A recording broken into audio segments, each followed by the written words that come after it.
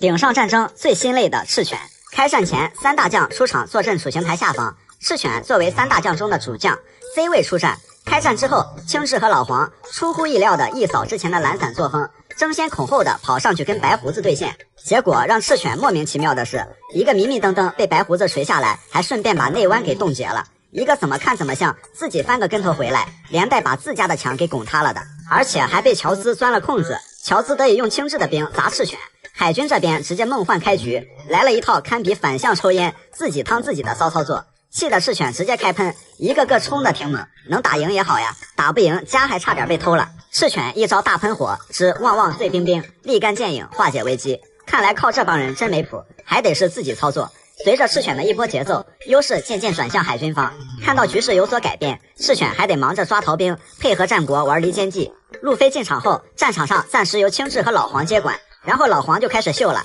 一见到路飞，香波地那会儿一脚一个超新星的操作，突然就没了。放技能之前都得蓄力，历史总是惊人的相似，就是眼看技能马上就要放出来的时候，就会有人配合来救场。老黄直接顺理成章的空技能，当时能秒超新星的光速踢，不是往路飞队友怀里踢，就是有多远踢多远。等到赤犬回到战场，看到依旧活蹦乱跳的路飞，直接懵逼了，心想不是，等会儿我这出去没半小时也得20分钟了，你俩在这玩呢。为了防止路飞和赤犬直接对线，在路飞直面三大将的紧要关头时，如果被赤犬抓到，路飞死路一条。于是老黄先行一步，又把路飞给踢得远远的。看到心有不甘的赤犬，这回换青雉拦住赤犬，再次避免了赤犬与路飞对线，先一步放倒了路飞。在路飞面前呢，意味深长的提到了卡普，然后青雉那个用娴熟的见闻色提前元素化躲白胡子一刀的操作也没了，被赶来的小马一脚踢飞。那边的赤犬不仅要盯着路飞，还要挡着白胡子守护处刑台，虽然竭尽全力，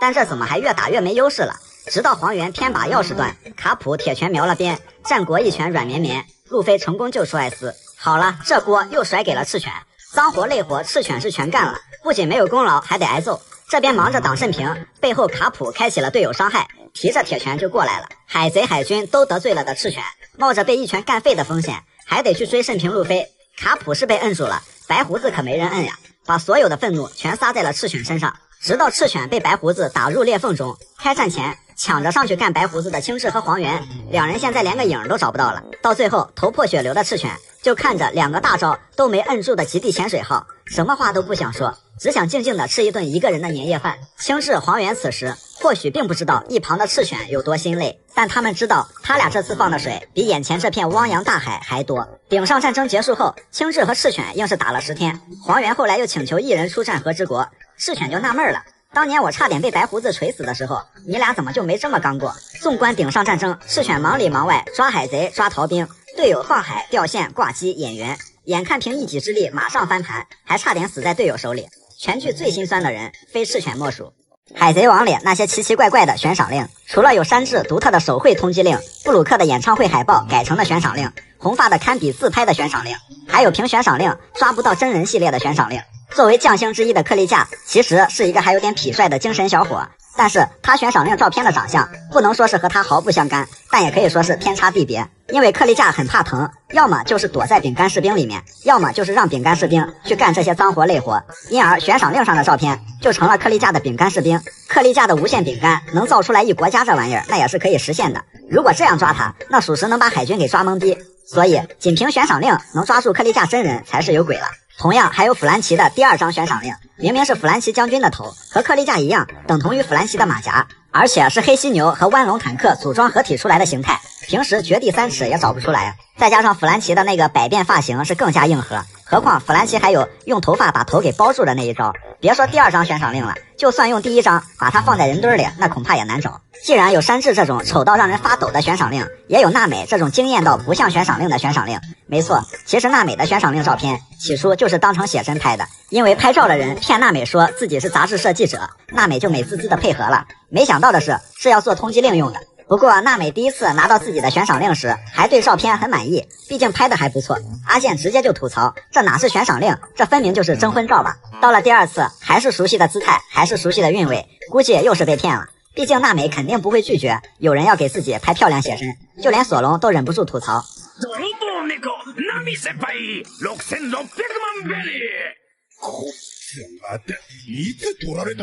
而且娜美因为悬赏令过于美艳，后来还有个海军因为悬赏令照片而喜欢上了娜美，不惜搁置任务当面表白。大多数人悬赏令奇怪的点都是在照片上，而乔巴不一样，是更深层次的邪门。乔巴的2次悬赏令都有棉花糖出现，作为一只驯鹿，鹿角、鹿皮、鹿肉什么的都不只值50倍利吧，就连棉花糖也不只是这个价。也就是说，把照片里的所有东西分别拆开，分别所对应的价值都远远高于50倍利，但是只要把它们组合在一起，贴上乔巴的名字，它就值50。乔巴太难了。不过呢，当时乔巴巨大化后，连伙伴们都是第一次见，何况更不知情的海军，50就50吧。后来德岛一战，乔巴打了圈酱油，赏金还翻倍了。蛋糕岛篇又是变大又是当大妈，乔巴心想这下总该认识我了吧，结果1分不涨，说好的越努力越幸运，这不是欺负老实鹿吗？只要不喊招式名，就以为他们一直在平 A。在放技能的时候，炫酷动作特效拉满，再加上一句听起来极其悦耳霸气的招式名，比如路飞的狗摸狗摸挠，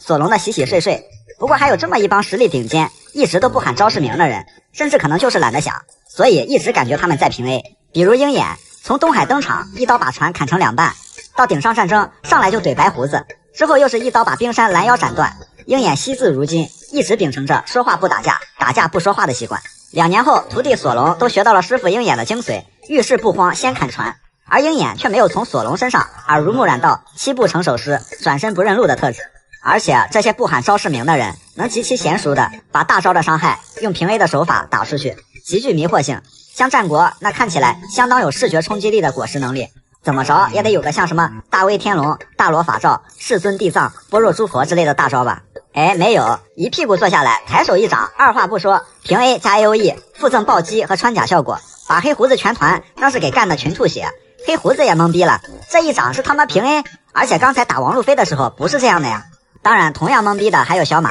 被卡普突然的一记看似平平无奇的一拳给打到怀疑人生，小马只能无助的看着卡普，你要提前喊个招式名，我也不至于横冲直撞进去了。别看卡普正经打架的时候不喊招式名，不过还真有2招是有名有姓的，一招叫全骨陨石，就是人肉炮弹发射器，撵路飞的时候使用过。还有一招大名鼎鼎的爱之铁拳，专属适用人群艾斯、路飞、萨博。可能还有一招叫爱之拖鞋拍。白胡子每一次看起来都是平 A， 但是每一次属实都是大招级别的伤害，只要不喊招式名，清兵的那下是普攻，差点把马林凡多夷为平地的那下也是普攻。黑胡子面对白胡子自信心爆棚，吸了白胡子几次伤害就觉得天下无敌了，最后被白胡子一记真平 A 给砍翻在地。事实证明，皮肤和特效只能证明是氪金玩家，输赢还得看微操。除了这些，还有海贼王的右腕兼职镀魔工人的雷利，老黄的天丛云剑都拔出来了，雷利不玩什么花里胡哨的东西，主要讲究一个实用。哦，要说目前不用吼也不平 A， 但最低调奢华有牌面，杀伤还很大的招式名，那一定是红发的。一个被剔除的 bug 跑去月球做了补丁，他是自然系响雷果实能力者，在和路飞交手之前 KDA 是12-0，一套带走是基本操作。作为空岛就登场的 BOSS， 他拥有了那个阶段超乎寻常的实力，他就是有着爆炸头、酷爱抠耳朵、勾玉从不描边的神艾尼路。在2年前的实力设定里，他就像一个程序里的 bug 被早早剔除，在还没有霸气概念的初期，艾尼路就可以在空岛上搭建一个新网，也就是所说的见闻色霸气，用于监听监控整个岛屿，又区别于卡2的预知未来和乌索普的超远感知，有点像大将藤虎能感知周围的一举一动，并能感知人的情绪或声音。但艾尼路所能掌握的范围，就算放在新世界，目前也无人超越。响雷果实大部分情况下还是相当有牌面的。要说黄猿有速度，艾尼路也能跟得上；要说明哥能缝合内脏，艾尼路自动激活心脏。用雷莹瞬秒的那座岛，好像也不比本部基地小。除了橡胶王炸，几乎没有他要不起的牌。能把人化成渣的1亿福特，无奈遇到了绝缘体，活活被吓出来一张表情包。大小便有没有失禁不知道，反正元素化和见闻色连着心态一起崩了。最后终于回到了心心念念的无限大地，2次创业的艾尼路又当上了老板兼考古学家。艾尼路眺望着地球，原本以为自己是主角，原来我他妈只是个跑龙套的掉。草帽一伙2年前后的变化，经过2年时间的修炼，草帽团每个人除了实力上的提升，从外貌上也各有一些变化。第一个签到的索隆，穿着一双靴子，一套更帅的衣服，入境美如画。那个时候不知道佩罗娜也来了，还在疑惑索隆为什么能找对地方，结果索隆因为上错了船，反手就把人家的船给劈了。要说索隆最大的变化，还是眼睛上多了触目惊心的一道疤。曾经2只眼睛里的智慧目光，现在全部集中到了1只眼睛里。接下来娜美的变大可以说是非常化，不是娜美的变化可以说是非常大。以前的中短发，现在变成了长发，还带了2只耳钉。空岛上的环境看来简直就是天堂，能把娜美养得这么滋润，整个人变得更精致了。奇怪的是，娜美买的衣服越来越多，但身上穿的却越来越少了。乌索普经过2年修炼，身材练得非常不错，这轮廓这腹肌，乌索普变得自信多了，自称是从胆小3人组毕业了。本以为胆小组就此解散，结果后来因为罗宾寥寥几句惊悚的话，3个人立刻破功。山治他一登岛就知道这2年他经历了怎样的折磨，比之前更加花痴，更加容易血流成河了。以前刘海是挡左边，2年后换成了挡右边，下巴上留了一个比较有型的小胡子。不过这万年黑西服倒没换，估计因为修炼环境的问题，晚上睡觉别说脱衣服，连鞋也不敢脱呀，草木皆兵，随时准备跑路。乔巴从以前帽子的基础上又套了一层帽子，但是医术和实力上的成长并没有掩盖住他心智上完全没有长进的迷惑现象。乔巴和路飞依然霸占着草帽团最强脸盲2人组的地位。罗宾2年期间，罗宾的头发也留长了一些，刘海发型变成了长发背头，气质还是那个无懈可击的御姐气质，主要是罗宾的肤色变白了。在大雪纷飞的劳动王国停留了一段时间，期间可以看到罗宾那时候已经捂白了很多，再加上工作时不需要风吹日晒，2年后的罗宾娜美可以直接让山治瞬间喷血起飞。弗兰奇看他身上的疤痕就知道，终于是在终极变态的路上一去不复返。除了后背，他对自己进行了大刀阔斧的改造，换装了大号的多功能机械臂，一按鼻子还可以任意改变多种发型等等，一系列稀奇古怪的随身小技能，并且换了一条红色的骚里骚气的外穿内裤。路飞红衣蓝裤拖鞋草帽，这是经典标配。胸口上因为被赤犬烫了一块，经过罗心灵手巧的处理美化之后，路飞胸口上多了一个叉叉疤，而且腹肌轮廓清晰可见，主要是俘获了海贼女帝的芳心。这种无形的变化可以直击山治的灵魂。布鲁克有了新的装扮、新的武器和新的技能，但从外貌上来说，总感觉布鲁克他老人家连根头发都没掉。如果说布鲁克脑门上的裂痕还跟以前不太一样，那慎平就更猛了，因为慎平老大只是换了身衣服。路飞的多种形态升级历程，前期无挡无霸气的路飞打老沙这样的对手，虽然有主角光环和老沙出场太早，以及尾田都没想花太久这种因素，路飞还是只能从对方的弱点下手，比如往老沙头上泼水，把双手沾满血可以打到老沙，想尽一切办法抓住老沙怕水的属性，就差往老沙头上撒尿了。要一直这么玩下去，队友全靠白捡 ，PK 只靠找弱点，那可不行。于是路飞的2档、3档诞生了。在打 CP9 布鲁诺时，在主线剧情中第一次开出2档，全身通红，冒出蒸汽，加速血液流动，强化身体强度和速度。再加上路飞掌握了 T 的诀窍，2档路飞只用了几招就虐得布鲁诺只能狼狈的卡进 bug 里喘口气，最后开启害人的铁块，硬扛路飞的2档火箭炮，完美倒地，差点给崩死。没过多久，在打陆奇时又将3档用于实战，就是往骨头里吹入空气膨胀，使身体一部分巨大化，速度下降，但力量和攻击力大增。陆奇第一次见，所以自信的开铁块，被无情打飞。最后陆奇的最大轮6王枪差点把路飞怼死，但路飞站起来反手2档机关枪把陆奇的铁块给破防了。虽然3档一招可以轻松干掉一艘军舰，但使用后有副作用，会暂时变小，失去原有的战斗力，但经过2年修炼，2年后使用3档就不会变小了。到了打莫利亚期间，路飞多了一个特殊的形态，梦魇路飞。因为被罗拉等人塞进去100个影子，也不乏有剑术高手，所以梦魇路飞不仅实力大大增强，气质变了，智商高了，还会玩刀，一刀重创了奥兹，还能单臂轻松接住路飞版奥兹的回旋弹，把莫利亚和奥兹虐得毫无还手之力。但梦魇路飞不仅要靠影子，也会有时间上的限制。2年课外辅导期间，路飞上了霸气必修课，开发出了4档，将空气吹入肌肉，再附上武装色，又弹又抗揍，比2、3档强太多的全新版本。目前有3个形态，弹跳人、坦克人和蛇人。弹跳人致敬了陪练小弟们，技能名字以猿王、犀牛、大蛇和狮子命名。弹跳人路飞是攻击和防御兼备，最终用大猿王枪把明哥连人和眼镜一起干废了。第二，4档坦克人的保护形态，防御力最强的一种形态，完全是被克利架差点给撑死而即兴发挥的。加农炮球这一招直接能把克利架从森林弹到蛋糕城，路飞快递儿子必打。第三，4档蛇人形态，技能也是致敬小弟们，都是以黑曼巴、眼镜王蛇等蛇类命名，速度和机动性以及持续时间最好的一种形态，加上能蛇皮走位的拳头，配合见闻色，才能和卡尔这样的能蛇皮走位的对手打到最后。不过4档用完之后需要10分钟的霸气恢复时间。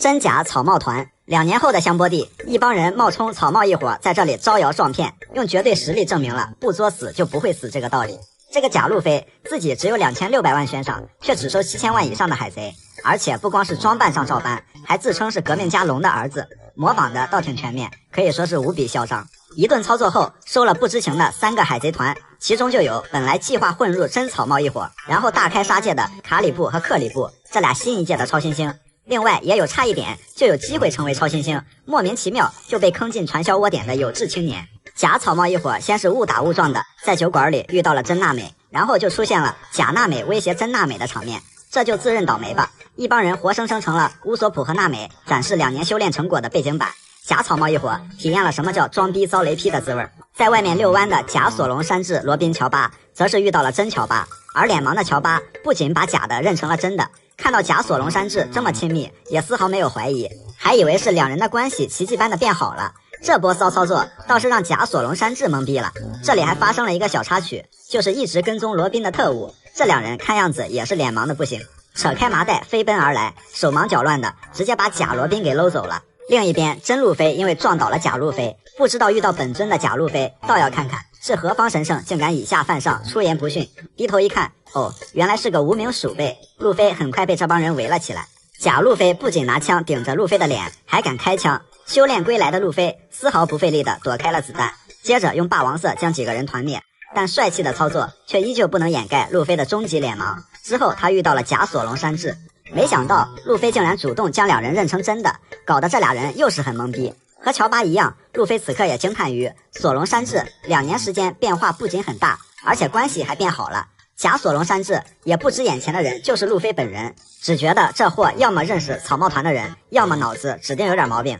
因为假草帽一伙在岛上为非作歹，海军以为是真草帽团，并前来围堵，而脑回路蠢萌的路飞还傻傻的跟他们站在一起，完全不知道这里发生了什么。直到假路飞被战逃丸给秒了，路飞才回过神来，才知道原来这帮人是赝品，并发出了那2个人跟索隆山治真的很像啊的感叹。看来路飞的脸盲，索隆的路痴，山治的花痴，谁来都治不好了。最后知道真相的卡里布气急败坏的将除了假路飞的其他冒牌货全部活埋了。高冷男神终结者路飞，海贼王里有这么一个人，他不仅生产沙雕，同样也是沙雕性格的搬运工。不管来的人是自闭高冷还是不苟言笑，不管是道上老大还是精神小伙，人传人现象，解放天性这一块还得是陆老师来，一律都给安排的明明白白。索隆、山治这俩人一开始，一个一言不合拔刀就砍的性格，一个浪费食物就一顿暴踢的性格。索隆在海军要塞里被绑了好几天，宁死不屈，让他解放天性和让他找到回村的路一样难。不曾想把他救出来后，还没跟路飞几天呢，就开始逐渐沙雕化，和路飞那是心有灵犀一点通的默契。路飞从哪个鼻孔里挖出来多大的鼻屎投到哪个杯子里去，索隆那不用看都知道。从此索隆也就跟鼻屎结下了不解之缘。山治和索隆在一起呢，就经常干出一些令人匪夷所思极度沙雕的事，比如把路飞当炮弹发射器用。这俩人之前的高冷气质呢，只要在路飞面前瞬间分崩离析。看来这两人是被同化的很成功了。当然路飞还不会把人变成纯沙雕，这些人遇到正事的时候依旧高傲冷淡，但路飞一旦开始沙雕，那其他人基本帅不过3秒，眼神中就会莫名其妙衍生出来一丝沙雕气息。慎平老大够高冷吧，从小在愚人街摸爬滚打出来的大哥，在推进城第一次和路飞见面，然后两人无言对视良久。此刻沙雕之气正在两人眼神间传输，好强的沙雕色霸气。顶上战争结束，和路飞一起吃饭，慎平忙活了大半天，刚想吃个小土豆，女帝从背后直接把慎平给吼住了，吓得堂堂一前妻乌海差点被一土豆原地噎死。比较神奇的是，路飞并非主观的让人变沙雕，而是跟他玩久了就潜移默化的水到渠成了。路飞把人家白星公主带出来遛弯，慎平反射弧还有点长，反应过来后着实是把慎平给看傻了。堂堂一名声在外的大哥即兴来了段演艺表演，然后和路飞索隆这俩人在一起呢，那更是没脾气了。路飞和索隆这俩人呢，一个睡饱了吃，一个吃饱了睡。一直正儿八经的慎平不仅是心态有些微微崩溃，还被这些人带得快上道了。更觉得是布鲁克头盖骨储藏库打开的那一瞬间，慎平看到的那一刻不禁在想，我身边这他妈都是些什么玩意儿。像罗这种从小到大都在失去中度过的苦孩子，突然有一天头顶上多了只乔巴，谁受得了？看着乱飞的鼻屎，罗不禁怀疑自己结盟的不是草帽海贼团，而是吵闹海贼团。不好意思，走错了，现在下船还来得及吗？不过罗居然就这么稀里糊涂接受了这份沙雕，到后面被卡文迪许深情的公主抱过，被索隆抓到怀里蹂躏过，罗表示行，我习惯了，只要不喂我吃面包片我认了。像基德这种不甘人后的人那更好带偏了，跟他比谁头发红他要争第一，跟他比搬砖他要争第一，跟他比吃饭他要争第一，跟他比谁更沙雕他还会争第一，就这么积极进取，来者不拒。到最后前3项不好说，最后1项反正是稳了，所以对于把人带偏这件事，路飞表示世上无高冷，只要肯上船，赔500和乔翻倍。要说海贼王里最惨的两个海贼，那一定是乔巴和裴波。两个人以前是拿着几百的赏金，干着几亿的价，现在依旧是拿着几百的赏金，但是干着几十亿的价，心酸，实在是心酸。司法岛一战，乔巴怒水铁块状态下的 CP9 的雄狮未取，打出了愿天堂没有铁块的效果，可一拳只值50倍力，被原地气哭。德岛一战虽然比较酱油，但是赏金足足翻了1倍，奈何基数太少。蛋糕岛舍命挡了大妈的一记皇帝剑，居然都抬不起乔巴的赏金。和之国刚刚活捉了40亿的大妈一只，看看这次能给多少。草帽团是贫富差距最大的海贼团，一个路飞能换1500万只乔巴，前无古人，后应该也没什么来者了。裴波作为罗的航海士，不仅穿着特殊的橙色队服，曾经还出现在罗的通缉令上，居然也没有引起什么重视。他们在本部的眼里就跟战国养的羊是一类的，都属于宠物。但是乔巴和裴波赏金有价，可爱无价，一个经不起夸，一个经不起骂，都是可爱的团宠。工资到位，4皇踢费，工资加奖金，明天无老星。黄猿波鲁萨利诺作为海军本部资深大将，司空见惯的放水和精湛演技，不得不让人感叹老黄是很有灵性的大将。就那8尺瞄不瞄边看工资欲，还有那一听路飞来了就蒙奇帝黄猿请求出战的态度，就总让人陷入一个想相信他是卧底但又不愿意相信的思想沼泽中。而且老黄是大将中操作最起伏不定的那个，所以就有了老黄认不认真和工资到不到位挂钩的梗，颇有打卡下班拿钱做事的工作态度。当然老黄真的要工资到位，认真起来那还是挺利索的。12年前泰格老大的死让阿龙燃起复仇之心，回来之后就叮当五四把一帮海军给干翻了，刚想报复社会，一道激光过来直接就让阿龙秒跪。看这利落的步伐，这风驰电掣的气质，当时还是中将的老黄不仅没有消极怠工，还把阿龙给送进了推进城。而黄猿在香波地登陆的时候，同样是因为一帮人在岛上到处惹事儿，但是和抓阿龙的时候就大相径庭了。虽然一开始那是海军炮弹脚下踩，光速一脚贴脸踢，老黄虽然满脸褶子，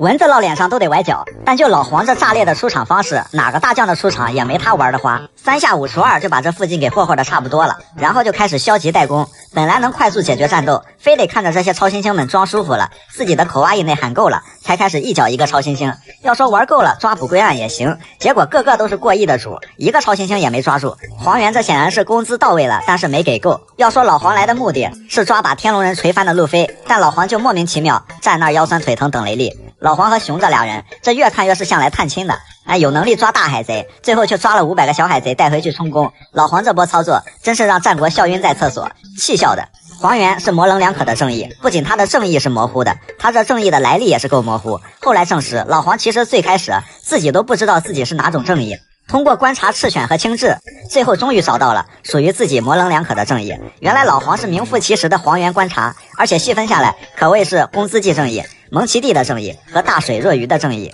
黄猿工资到位，奖金翻倍的唯一一次，当属是打自己的老师泽法，再加上黄猿和泽法不和，那是黄猿难得正经的一次，可真是把自己的老师往死里打。虽然中间有路飞消耗了一波，但黄猿依旧是全程一副微脏。要么说黄猿是工资到位，4皇踢费，工资加奖金，明天无老星呢。这一次天从云剑不用来划水了，8尺瞄边玉也不瞄边了，顶级见闻色用对地方了。顶上战争那么大一潜艇，老黄就能让其在地毯式轰炸中一发未中。打泽法那是直接把泽法打成了筛子。赤犬下的令，黄猿动的手，青雉安的坟，泽法的3个好学生。不只是顶上战争开直播，大神巴基赏金1500万，这个年头这个赏金，排除一些个例，大部分情况下都是吊车尾级别。但是靠着这点寒酸的赏金混社会，那不是炮灰就是真有点东西。巴基何许人也？海贼王罗杰船员，红发同妻，认识雷利、贾巴、库洛卡斯这些老炮，差点到过拉夫德鲁。就这背景，不用添油加醋就能把人吓一跳。巴基还真不靠这个吃饭，不爱提这些陈年旧事，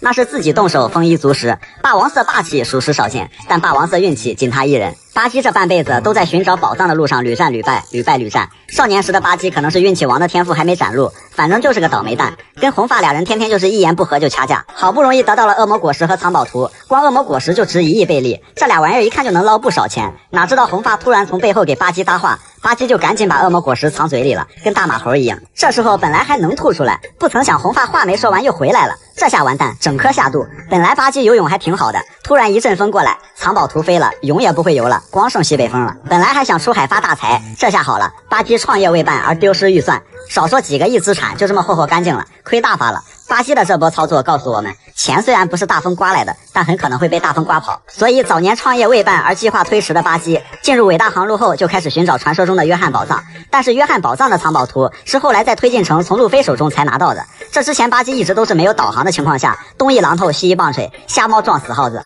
这耗子没撞到，最后却蹲了耗子，因为挖到了海军的秘密基地。要说巴基这骚操作简直是绝了，而且这个军官还是卡普的副官。就巴基这欧皇 buff， 哪天迷迷糊糊挖到拉夫德鲁，那也不是没可能。巴基还真就立过 flag， 说要成为四皇，哦不是海贼王。这话最怕从自带 buff 的人嘴里说出来。另一个运气王乌索普吹的牛批已经挨个实现了。巴基这话完全是不把路飞放在眼里，而且越是这种人越不能嘲讽他。在去往马林凡多的途中 ，Mr. One 嘲讽巴基，就这种垃圾居然是罗杰的船员。这一嘲讽不要紧，后来 Mr. One 被鹰眼一招教做人，巴基连扛好几刀，屁事没有，还对鹰眼口吐芬芳。平时小刀虐菜的嘲讽专家鹰眼真是看懵逼了。巴基实力证明了，不要嘲讽我，尤其是你们这些玩刀的。在顶上战争中，先是对着白胡子一顿卷，不曾想白胡子居然点名求联盟，然后挡了世界第一大剑豪的剑击，继而对鹰眼又是一顿卷。看到四皇红发，更是丝毫不给面子。顶上战争中敢不给红发面子的人，万里挑一的巴基第一个起立。光是白胡子和红发的赏金加起来就接近100亿，巴基敢挨个喷，属实牛批。中途依次从青雉、赤犬、黄猿三大将的轮番攻击下顺利脱身，也是千钧一发之际救了路飞和慎平，最后还以吊车尾赏金的牌面当上了七武海，开了大公司，这运气也是没谁了。要说乌索普的运气中还有些实力，那巴基大神是真硬核运气，这个时代名为红鼻子。神秘人物鉴赏蒙奇帝龙，这个脸上挂着他爹卡普的拖鞋印，是挂着酷似雷鸟图腾的人。龙的奋斗目标非常明确，不玩曲线救国那一套，就立志要直接踢翻天龙人的饭碗，强拆世界政府的窝点。对世界政府来说，龙目前的危险程度要远远大于简陋王、面子王、五皇、六皇、七八皇以及界王引中心的凯所长，因此被定性为世界最凶恶的罪犯。这个喜欢到处溜达、酷爱看属性、有事没事在阳台吹风的男人，24年前在罗格镇目睹了海贼王罗杰的属性，见证了一个时代的落幕。龙对自己的身世守口如瓶，甚至连他的心腹干部都知之甚少。看来有时候影响力大也是一种苦恼，毕竟人红是非多，只能说他自己混得太牛批了。所以后来卡普在路飞面前提起龙，别人都在惊讶龙这个人是多么恐怖的存在的时候，而路飞的惊讶却是原来自己还有个爹。